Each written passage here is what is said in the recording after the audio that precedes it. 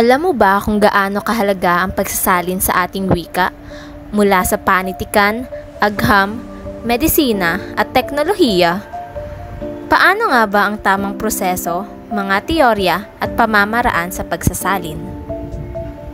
Marahil maraming layunin ng pagsasalin sa iba't ibang aspeto ng buhay. Ang pagsasalin ay naging ugnayan at komunikasyon natin mga Pilipino. Kaya tara, samahan niyo kaming tuklasin ang layunin, pamamaraan at teorya sa pagsasalin. Ako si Cara David. At ako naman si Atom Arroyo. Teka nga, bakit parang medyo documentary vibes na tayo? Gawin natin mas entertainment. What's up, Maggie? It's Jones with a J, and together with me, ang aking partner in crime na si... Hi everyone, every 2 and every 3. It's your girl, Janina. Hindi bukas, hindi ngayon.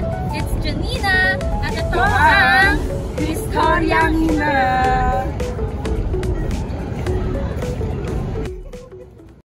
Partner, matanong ko lang sa'yo, anong pagsasalin para sa'yo? Pagsasalin ba? Loko kasi, hindi ganyan. Pero pagsasalin na rin to, nasa tao lang ang interpretasyon nun. May point ka dyan, sis. Tara, balikan natin kung paano nga ba nagsimula ang pagsasalin.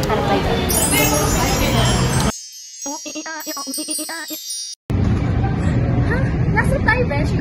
Bakit parang isa sila mag-isa? Saka ano itong mga nakasulat sa Nasa taon tayo na kung saan wala pang gaanong teknolohiya na ang tamang komunikasyon nila ay ang kanilang huli, mga galaw ng kanilang katawan, at syempre, ang masining na pagpupit sa mga kuweba. Alam ko na. Ito yung unang komunikasyon noon. Ito sa magandang halimbawa ng pagsasalin. Dahil dito, nasasalin ang kanilang damdamin, karanasan, para mas maunawaan ito ng iba. Tama ka dyan, Beshi. Now, alam na natin ang pinagmulan ng ating wika at ang pagsasalin, ngayon naman alamin natin ang mga teorya na nagpapatibay sa kahulugan ng pagsasalin. Maraming mga teorya na nagbibigay kahalagahan sa konteksto ng pagsasalin. Ngayon ay magpo-focus tayo sa isang author na nakapaglimbag ng kaalaman sa kahalagahan ng pagsasalin. Si Peter Newmark ay pinanganak noong ika-12 ng Abril 1916 sa Brno, Republika ng Czech at namatay noong ika-9 ng Hulyo 2011. Siya ay isang propesor sa pagsasalin at isa sa pinakamahalagang figurang nagtaguyod ng araling pagsasalin. Hindi lamang maimpluwensya sa mga pangunahing lugar na nagsasalita sa wikang Ingles, datapwat sa mga nagsasalita ng wikang Pranses, wikang Espanyol at wikang Chino. Batid niya ang pangangailangan sa mas lumalawak na puwang sa pagitan ng teorya at praktika ng pagsasalin. Mula ito kay Pyme noong 2011, talata 1. Naniniwala si Newmark na ang larangan ng pagsasalin ay may organisadong kaalaman na kapag angkop na ginamit ay magiging kapaki-pakinabang sa larangan ng pagsasalin at sa kasanayan ng mismong nagsasalin. Isa sa teorya ni Peter Newmark ay ang dulog ng pagsasalin. Ang pagsasalin ay lagi nakatali sa pagtalakay at talakayan. Ngunit ang ating pagbibigyan focus ay ang pamamaraan ng pagsasalin. Ayon kay Peter Newmark, may 8 konteksto ng pamamaraan ng pagsasalin. Andyan ang salita sa salita, literal, matapat, semantic, adopsyon, malaya, idiomatiko, at komunikatibo. Ngunit upang mas manawaan natin ang pamamaraan ng pagsasalin, ating alamin ang 2 sa 8 halimbawa ni Peter Newmark. Ito ang semantic o semantiko at ang komunikatibo. Ang semantic na pamamaraan ay hindi gaanong nagpo-focus sa mga kulturang salita at pinapayagan ang bahagyang pagpasok ng pananaw ng tagasalin. Gaya ng makikita sa pagsasalin ng Earth bilang inang kalikasan sa halimbawang Earth provides enough to satisfy everyone's needs but not everyone's greed, na naging kayang tugunan ni inang kalikasan ang ating pangangailangan ngunit hindi ng ating pagkagahaman, kung saan ang pangunahing mensahe tungkol sa kasapatan ng kalikasan at limitasyon ng kasakiman ay nananatili. Sa pamamaraang ito, ang tagasalin ay may kalayaang pumili ng mga salitang mas angkop sa pagpapahayag ng intensyon ng orihinal na author, kahit na hindi ito ang pinakaliteral na katumbas. Mahalaga rito ang pag-unawa sa konteksto at implikasyon ng orihinal na teksto upang matiyak na ang kahulugan ay epektibong naililipat sa target na wika. Sa makatuwid, ang semantic na pagsasalin ay isang maingat na proseso ng pagtimbag sa katapatan sa kahulugan at pagiging natural sa target na wika.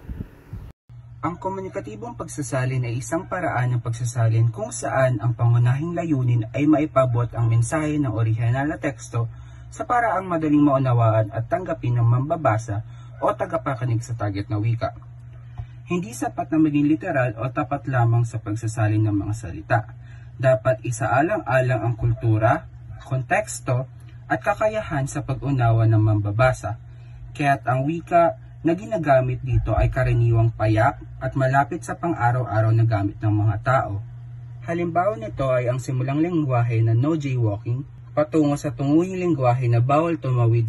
Sa halimbawang ito, hindi isinalin ng literal ang jaywalking dahil maaaring hindi pamilyar ang salitang iyon sa karaniwang Pilipino.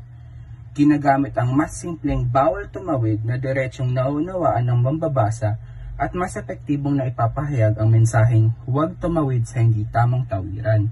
Isa pang halimbawa ay ang simulang lengguwaheng keep off the grass patungo sa tunguhing lengguwahe na bawal tapakan ng damo. Hindi literal na panatilihin ang layo mula sa damo dahil maaaring hindi agad maintindihan. Sa komunikatibong paraan, ang mahalagang layunin ay ipagbawal ang pag-apak, kaya ito ang isinalin. Grabe yung lesson natin kanina, no? Maganda sana kaso medyo na Pero may nagets ako doon na, uy, halimbawa to ng pagsasalin, ito yung nagigets ko kay Peter Newmark. Ito yung nasa komunikatibo dahil pinapakita nito ang magandang pagkukomunikatibo sa tao dahil ito yung drawing na sigarilyo. Nasaan na yun? Nakakahinga. Sis, uhaw ka na ba? Mag-sprite ka muna. Mainit, cool ka lang. Mag-Sprite, gawa sa init. Mahalagang paalala, ang pag-inom ng Sprite ay isang halimbawa ng pagsasalin mula sa bote patungo sa aking bibig. So yan, kapagod na mag-explain ng mga teorya, sis, mag-shot na lang tayo. Correct ka dyan, sis. Magmala podcast na lang tayo. At ating i-breakdown. I-breakdown! Ang mga natutunan natin mula sa teorya at pamamaraan ni Peter Newmark. At ito ang segment na Kwentuhang Ina!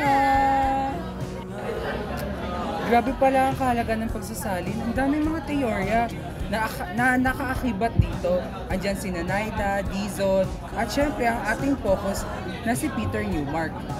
Correct ka dyan, sis. Hindi pala basta-basta ang pagsasalin. Kaya matanong ko lang sa'yo, sis, ano ba ang pagsasalin? Parang ganito ba? Ay, Charis, ang pagsasalin kasi parang ano yun, step by step, may process. So, hindi ka lang basta nagsalin ng isang word sa alam natin wika. So, kailangan talaga ng meron tayong kaalaman at may mga teorya na dapat sumusuporta dito. So, mabalik ko lang sa iyo yung kwento. Sa mga teorya na binigay ni Peter Newmark, alin doon yung parang napukaw yung atensyon mo? Actually, lahat yan sila kasi nakikita natin yan sa araw-araw. Pero ang mas nag-catch na attention ko. So, alam mo naman?